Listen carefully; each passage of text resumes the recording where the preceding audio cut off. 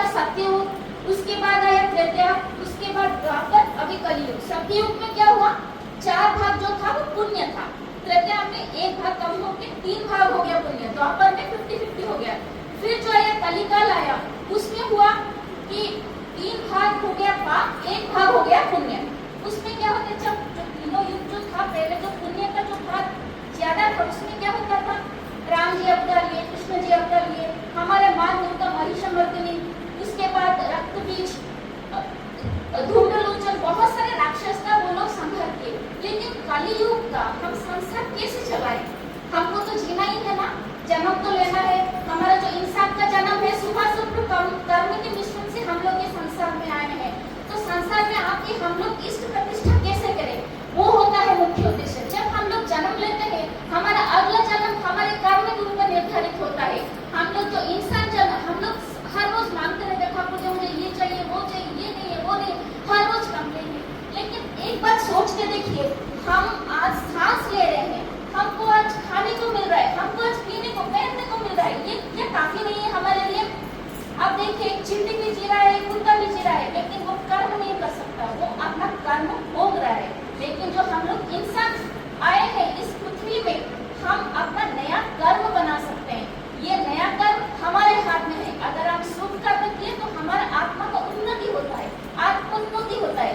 अगर हम बुरा कर्म करते हैं, हमारा तो फाइल ऑलरेडी रजिस्टर्ड है, वो संचित, वो प्रारब्ध कर्म ऑलरेडी रजिस्टर्ड है, ये भी कर्म जुड़ जाता है। तो ऐसे होने से क्या होता है, हम हमारा कर्म का कब खंडन करेंगे?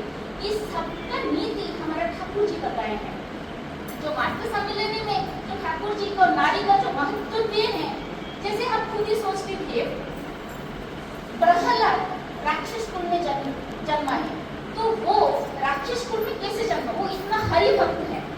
कयाधु जो उनकी माता है, आप सभी को पता होगा प्रहलाद स्टोरी, कयाधु वो भी हरि भक्त थी, लेकिन बोल नहीं पाती थी।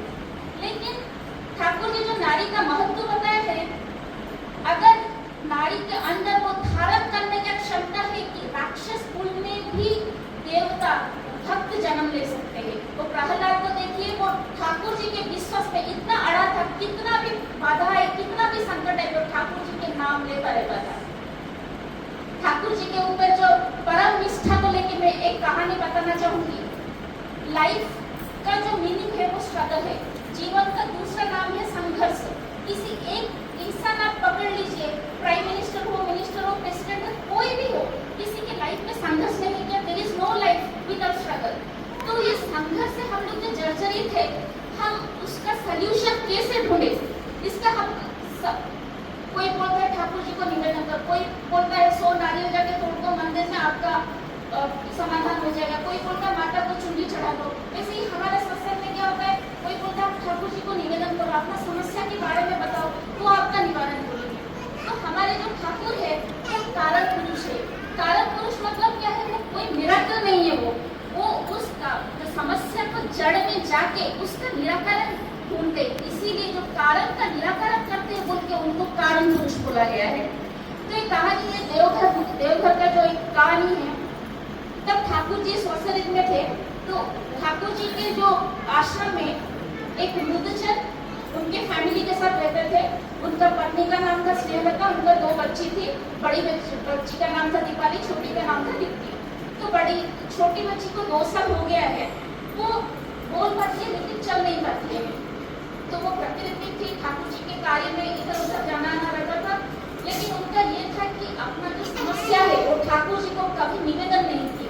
उनको लगता है कि ये मेरा अपना समस्या है, ये it's like something self thing, so they don't want to tell all these things to Thakur. so उनके मन ही मन में रहता है, माँ तो माँ ही होती है, उनके मन में है कि मेरा बच्ची का डॉक्टर का भी जांच करवाया, उनका कुछ तबियत सब ठीक है, लेकिन चल नहीं क्यों नहीं पाती है। तो ऐसे ही सोचती रही, ठाकुर जी का सेवा नित्य नियमित रूप से करती थी, वो आश्रम में ही रहने वाली थी, तो सब नित्य नियमित रूप से सब कार्य संपादन करते, लेकिन ठाकुर जी को कभी नहीं बताया कि मेरा प्रॉब्लम क्या है। ठाकुर जी तो अंतर्यामी है, उनको बताने की कोई जरूरत नहीं है, उनके भक्त के बारे में सब कुछ उनको पता है। तो एक दिन क्या हुआ, वो माँ जब सो रही थी तो उनको सपने में आया, ठाकुर जी उनको दर्शन दे रहे, ठाकुर जी उनका जो बेड है, बेड के ऊपर बैठे, उनका जो सफेद बेडशीट पड़ा है उसके ऊपर बैठे, फिर सडनली उनका पैर जो स्वप्नलता माँ को बोली, माँ तो चप्पल पहना दो। तो इसके बारे में तो अपना पैर बढ़ाए तो चप्पल जब पहना है तो उनका सपना टूट गया। उनके हस्बैंड के बारे में, हस्बैंड को ये सब सपने के बारे में बताया।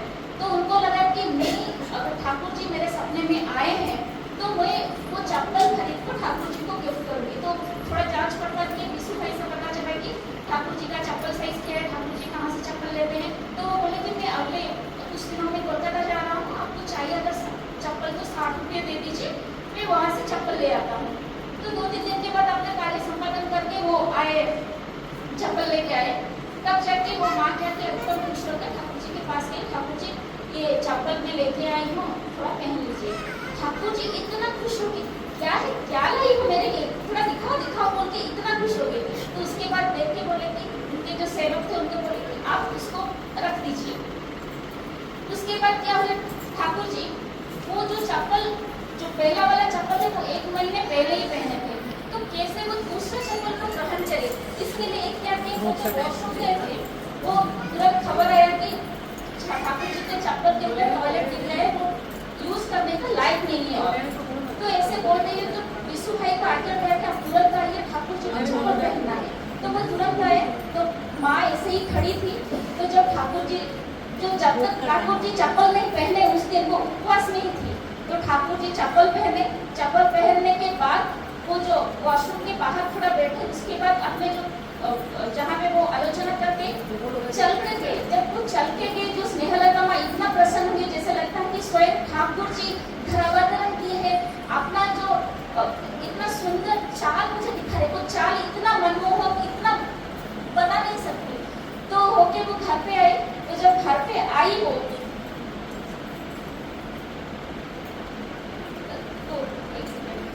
जब वो घर पे आई तो वो देख रही कि अपने दोनों बच्ची को बरामदा में खेलने के लिए छोड़ के गई थी।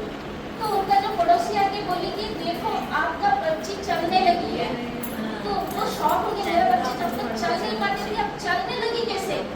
तो उसका मतलब क्या है, ठाकुर जो अंतर्यामी है, जो वो आत्मा लैंड की, जो जीवात्मा शब्द आई, उसका प्रारब्ध, उसका संचित कर्म सब ठाकुर जी को पता था। तो इसीलिए वो स्वप्न के माध्यम से आके वो जो निराकरण के चले, तो उसके माध्यम से वो बच्ची चल पाई। तो इतना कह के मैं मेरा वक्तव्य जय गुरु। बहुत सुंदर रश्मिका माँ आलोचना